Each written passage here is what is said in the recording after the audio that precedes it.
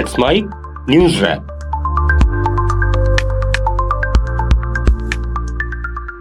Let's mic news wrap में सुनते हैं आज सारे दिन की अहम खबरें सिर्फ 10 मिनट में।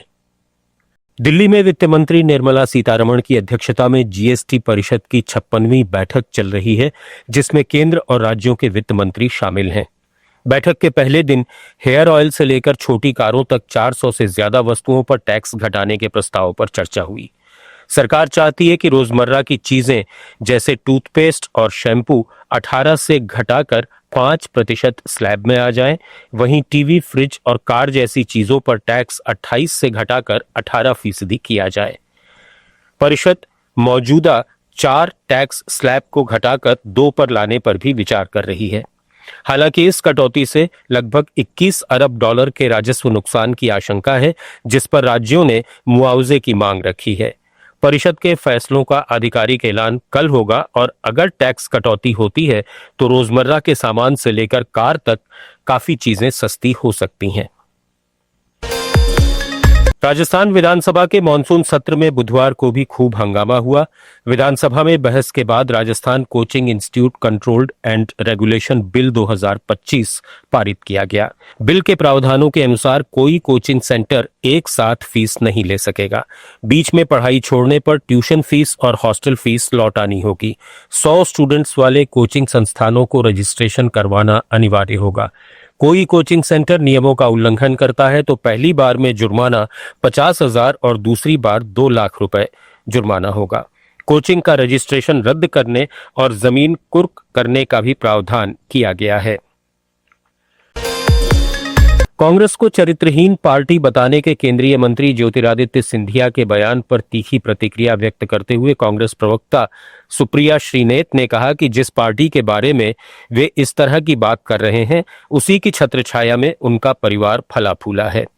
गौरतलब है कि बिहार में कांग्रेस के पूर्व अध्यक्ष राहुल गांधी की वोटर अधिकार यात्रा के दौरान एक मंच से प्रधानमंत्री नरेंद्र मोदी की मां के संबंध में अपशब्द कहे जाने पर सिंधिया ने कांग्रेस को चरित्रहीन पार्टी बताया था। केंद्रीय गृह मंत्री अमित शाह ने एक बार फिर नक्सलवाद के खिलाफ लड़ाई में प्रधानमंत्री नरेंद्र मोदी के नेतृत्व वाली केंद्र सरकार की प्रतिबद्धता को रेखांकित किया और कहा कि जब तक सभी नक्सली आत्मसमर्पण नहीं कर देते या पकड़े नहीं जाते या उनका सफाया नहीं हो जाता, तब तक सरकार चैन से नहीं बैठेगी। गृह मंत्री ने यह टिप्पणी नई दिल्ली में सीआरपीएफ, छत्तीसगढ़ पुलिस, जिला रिजर्व गार्ड, डीआरजी और कोबरा के जवानों से मुलाकात और उन्हें सम्मानित करते हुए की, जिन्होंने हाल ही छत्तीसगढ़ के कर्रेगुट्टलू पहाड़ी पर ऑपरेशन ब्लैक फॉरेस्ट को सफलतापूर्वक अंजाम दिया था। भाजपा नेता शाजिया इल्मी ने कांग्रेस नेता पवन खेड़ा और उनकी पत्नी कोटा नीलिमा पर 2-2 मतदाता पहचान पत्र रखने का आरोप लगाया है। इल्मी ने कांग्रेस पार्टी को वोट डकैत करार देते हुए आरोप लगाया कि 1980 में सोनिया गांधी का नाम इतालवी नागरिक होने के बावजूद मतदाता सूची में दर्ज था। प्रेस कॉन्फ्रेंस में शाजिया इल्मी ने कहा कि कांग्रेस पार्टी के सीडब्ल्यूसी सदस्य पवन खेड़ा के पास 2 मतदाता पहचान पत्र हैं और उनकी पत्नी कोटा नीलिमा, जो 2023 के चुनाव में तेलंगाना के खैरताबाद विधानसभा क्षेत्र से उम्मीदवार थीं, उनके पास भी 2 मतदाता पहचान पत्र हैं। आंध्र प्रदेश के आईटी मंत्री नारा लोकेश ने कडप्पा जिले के कमलापुरम में भारत की पहली सेंट्रलाइज्ड स्मार्ट किचन का उद्घाटन किया। 2 करोड़ रुपए की लागत से बनी यह किचन 136 स्कूलों के 10,332 छात्रों को पौष्टिक और स्वच्छ भोजन प्रदान करेगी। सौर ऊर्जा से संचालित और न्यूट्रिशनिस्ट्स की देखरेख में यह किचन आरओ वाला पानी इस्तेमाल करती है। लोकेश ने 4 अन्य स्मार्ट किचन और खाद्य वितरण वाहनों का भी वर्चुअल उद्घाटन किया। उन्होंने दिसंबर तक कडप्पा के 11 मंडलों में 33 स्मार्ट किचन खोलने की घोषणा की, जो करीब 1.25 लाख छात्रों को भोजन उपलब्ध कराएगी। बीजेपी ने Karnataka state commission for backward classes से मांग की है कि वो सामाजिक शैक्षिक सर्वे के लिए तैयार की गई जातियों की ड्राफ्ट लिस्ट से ईसाई उपजातियों को हटा दे। बेंगलुरु में बीजेपी नेताओं ने कमीशन के अध्यक्ष मधुसूदन आर नाइक से मुलाकात की और ये मांग रखी। पार्टी ने यह भी सवाल उठाया कि कमीशन अंतर जातीय विवाह करने वालों या अपनी जाति बताने से इनकार करने वालों को कैसे वर्गीकृत करेगा। बीजेपी का कहना है कि इस तरह की उपजातियों को शामिल करने से सर्वे की प्रक्रिया जटिल हो सकती है और इसे और पारदर्शी करने की जरूरत है। जमीयत उलमाए हिंद के प्रमुख मौलाना महमूद मदनी ने असम सरकार से कहा है कि वो अवैध विदेशियों को देश से निकाले, लेकिन असली भारतीय नागरिकों को अतिक्रमण हटाने के नाम पर परेशान नहीं करे। उन्होंने गुवाहाटी में पत्रकारों से कहा कि असम में चल रहा अतिक्रमण हटाओ अभियान एक खास समुदाय को निशाना बना रहा है। मदनी ने गोलपारा जिले में बेदखल हुए लोगों से मुलाकात की, जहां 1000 से ज्यादा परिवारों को हटाया गया है। उन्होंने मांग की कि अगर सही नागरिकों को उजाड़ा जा रहा है तो सरकार सुप्रीम कोर्ट के आदेश के अनुसार पुनर्वास योजना लाए। दूसरी ओर मुख्यमंत्री हिमंता बिस्वा शर्मा ने चेतावनी दी कि अगर मदनी ने हद पार की तो उनकी गिरफ्तारी होगी। त्रिपुरा वर्किंग जर्नलिस्ट एसोसिएशन के एक दल ने अगरतला में मुख्यमंत्री डॉक्टर माणिक साहा से मुलाकात की और पत्रकारों की समस्याओं को लेकर एक ज्ञापन सौंपा। एसोसिएशन ने तय वेतनमान, ईएसआई जैसी सुविधाएं और पेंशन योजना में सभी पत्रकारों को शामिल करने की मांग की। साथ ही बेघर पत्रकारों के लिए हाउसिंग स्कीम की बात भी उठाई। मुख्यमंत्री ने भरोसा दिया कि सरकार इन समस्याओं को हल करने के लिए कदम उठाएगी। ईस्ट खासी हिल्स के डिप्टी कमिश्नर आरएम करबाह ने एक सरकारी आदेश के जरिए मेघालय में सभी कार्यस्थलों को 30 दिन में 2013 के यौन उत्पीड़न कानून का पालन करने का अल्टीमेटम दिया है।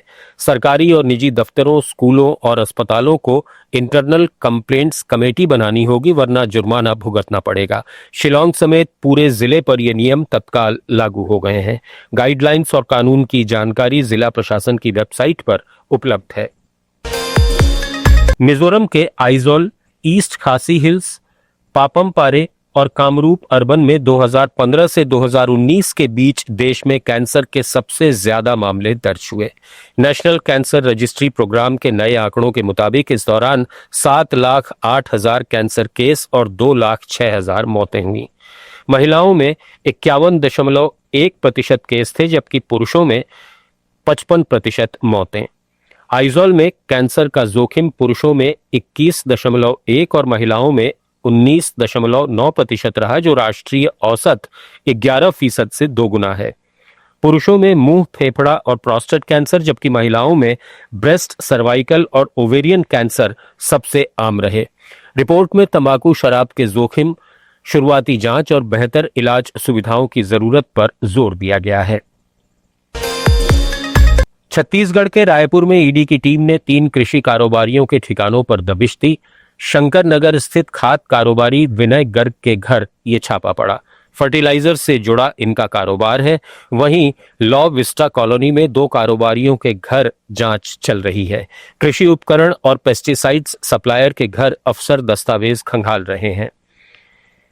इनके अलावा दुर्ग, भिलाई और गरियाबंद में भी दबिश दी गई है। ईडी की कार्रवाई डीएमएफ घोटाले से जुड़ी है। इस पर प्रदेश कांग्रेस अध्यक्ष दीपक बैज ने कहा कि विपक्ष को डराने के लिए ये छापे मारे जा रहे हैं।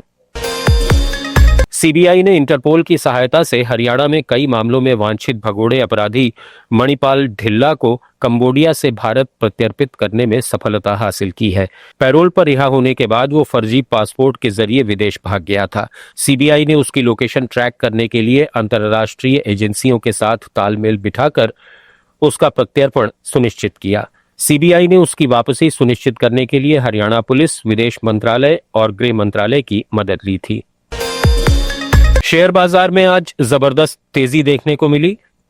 आखिरी घंटों में खरीदी बढ़ने से सेंसेक्स 410 अंक चढ़कर 80,568 के स्तर पर बंद हुआ, जबकि निफ्टी भी 135 अंक की बढ़त के साथ 24,715 पर पहुंच गया। मेटल और फार्मा शेयरों में खरीद का माहौल दिखा, जिससे बाजार को मजबूती मिली। कुल मिलाकर निवेशकों के लिए बुधवार मुनाफे वाला रहा। न्यूज रैप में फिलहाल इतना ही। जुड़े रहिए लेट्स माइक के साथ। आप सुन रहे थे let's mic more than radio. Follow कीजिए हमें हमारे सोशल मीडिया प्लेटफॉर्म्स पर। It's time for news. It's time for more than radio. Presenting the first radio news app, Let's Mic. Let's Mic, a news-based app on your phone where you get to watch and listen news, talk shows, interviews, radio show podcasts. On Let's Mic, you get all relevant information of TV, print, radio, podcast, and digital. Let's Mic talks about every segment of life.